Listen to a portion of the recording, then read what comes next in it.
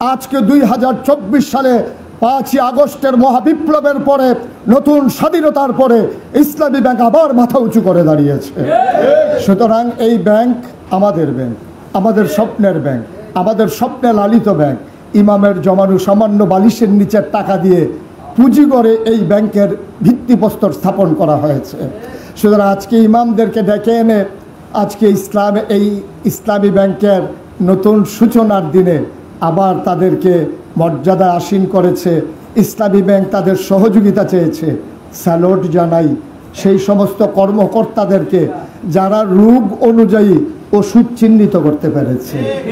ইসলামী ব্যাংকে যদি আবার এগিয়ে নিতে হয়, আগের মতো নয়, আর চাইতে যদি আরও ভালো অবস্থানে নিতে হয়, তাহলে আমি বিশ্বাস করি যে চেতনা তারা লালন করেছেন এটাই প্রকৃত চেতনা। এই বাংলাদেশে ইসলামী ব্যাংকিং ব্যবস্থাকে, অর্থ ব্যবস্থাকে যদি উন্নত করতে হয়, তাহলে এই আলেমদের কোনো বিকল্প নাই। এই আলেমরা যেদিন আবার মোল্লা নাজিম যেমন করে বলেছেন, আলেমদের মিম্বারের ওই নিচের খুতবার পরে যেখানে তিনি বিশ্রাম নেন, ওখানে যখন ইসলামী ব্যাংকের ক্যালেন্ডারটা থাকবে, ভক্ত সুধীর যখন দেখা করতে আসবে তখন তারা বুঝে নেবে যে ইসলামী ব্যাংক ইমামের ব্যাংক, সুতরাং ইসলামী ব্যাংক মুসল্লিরও ব্যাংক। ইমামের ব্যাংক হতে পারলেই তো মুসল্লির ব্যাংক হবে, সীমাবদ্ধতা আছে। একবিংশ শতাব্দীর সূচনা লগ্নে গোটা বিশ্বকে যখন বলা হচ্ছে কম্পিউটারাইজড, গোটা বিশ্ব যখন গ্লোবাল ভিলেজ, এই মুহূর্তে এই অর্থনৈতিক চ্যালেঞ্জ গ্রহণ করা বড়ই কঠিন। তবে মনে রাখতে হবে, সুদ ভিত্তিক, সুদ মুক্ত ব্যাংকিং ব্যবস্থার নাম কিন্তু ইসলামী ব্যাংক না। কারণ সুদ মুক্ত করার পরেও এই ইসলামের দৃষ্টিতে অর্থনৈতিক ক্ষেত্রে আরও অনেক ধরনের প্রতারণার জায়গা আছে। ইসলামী ব্যাংক সুদ মুক্ত, এটার উপর আমরা সন্তুষ্ট না। ইসলামী ব্যাংক শরিয়া মোতাবেক, এটা আমাদের প্রাণের দাবি ইনশাআল্লাহ। আমরা সুদ মুক্ত শুধু চাই না, আরও যত ধোঁকাবাজি আছে, আরও যত প্রতারণা আছে, চিহ্নিত করে সেখান থেকে তার ইসলামী ব্যাংকের ডেস্ট্রয়ের জায়গা থেকে তাকে একেবারে স্বকীয় চেতনায় এগিয়ে নিয়ে আসতে হবে। এটাই হচ্ছে মোট কথা। মনে রাখতে হবে, সুদ আর মুনাফা এক জিনিস নয়। প্রবর্তন করেছেন নবীজি আম্মাজান খাদিজার মাধ্যমে ইসলাম শুরু হওয়ার আগে, অর্থাৎ নবীর নবুয়ত প্রকাশ পাওয়ার আগে। নবীর যখন 25 বছর, আম্মাজান খাদিজা রাদিয়াল্লাহু তাআলা আনহা তার 2 জন স্বামী এবং তার বাবার থেকে যে সম্পদ পেয়েছিলেন, পুঁজি পেয়েছিলেন, বিনিয়োগ করার মতো কোনো জায়গা পাচ্ছিলেন না। তখন তৎকালীন জামানার আল আমিন, যিনি বিশ্বস্ততার যিনি প্রতীক, তাকে বেছে নিলেন ওনার পার্টনার হিসাবে। উনি দেবেন শ্রম আর আম্মাজান খাদিজার পুঁজি। আজকে এই আপামর জনতার পুঁজি আর ইসলামী ব্যাংকের কর্মকর্তাদের শ্রম ওই সেই নবীর আর খাদিজার জন্য পার্টনারশিপ। সুতরাং আমরা বিশ্বাস করি যে ইসলামী ব্যাংক তাদের শ্রম দিতে কার্পণ্য করবে না।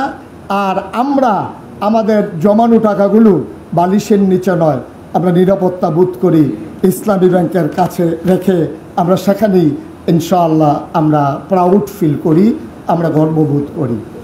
শেষের দিকে এভাবে যদি বলি, বাংলাদেশে মানুষগুলো সবচেয়ে বেশি সমস্যা করেছে সে জায়গায় ইসলামকে ছেড়ে দেওয়ার কারণে।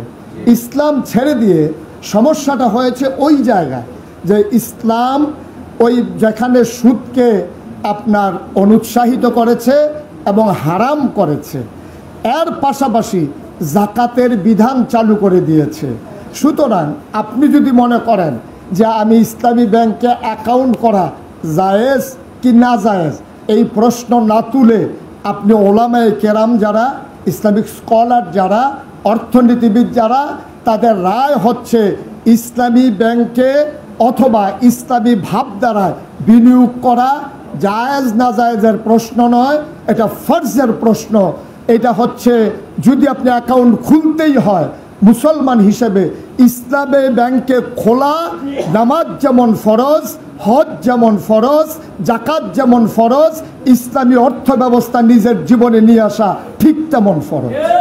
সুতরাং এই ফরজ থেকে অস্বীকার করার কোনো সুযোগ নাই। আসুন সবাই মিলে নিজেদের জীবন যেমন রাঙানোর জন্য নতুন স্বপ্ন দেখছি, আমরা যেমন সকালের অপেক্ষায় থাকি নতুন একটি সূর্য উঠবে, আর সেই কালিমা লিপ্ত দিনগুলো থেকে কেমন করে রৌদ্রোজ্জ্বল একটা দিন আমরা পাবো এ অপেক্ষায় যেমন থাকি। বাংলাদেশের প্রতিটি সেক্টর, প্রতিটি ক্ষেত্র এমন করে জেগে উঠুক, এমন করে গর্জে উঠুক, এমন করে সবাই মিলে রাজপথে মুক্ত বাতাসে যেন আনন্দের হিল্লুলে মানুষের জীবনগুলো কাটিয়ে দিতে পারে। ব্যক্তি, পরিবার, সমাজ, রাষ্ট্র সকল ক্ষেত্রে আমরা যেন দিনকে হৃদয়ের মর্মমূলে একেবারে ধারণ করে আমাদের গোটা জিন্দেগিকে সাজাতে পারি। এই হোক আজকের দিনের শপথ। সবাই মিলে এগিয়ে যাই, সবাই মিলে হেসে উঠি, সবাই মিলে জানিয়ে দেই আমরা ছিলাম, আমরা আছি, আমরাই থাকবো ইনশাআল্লাহ।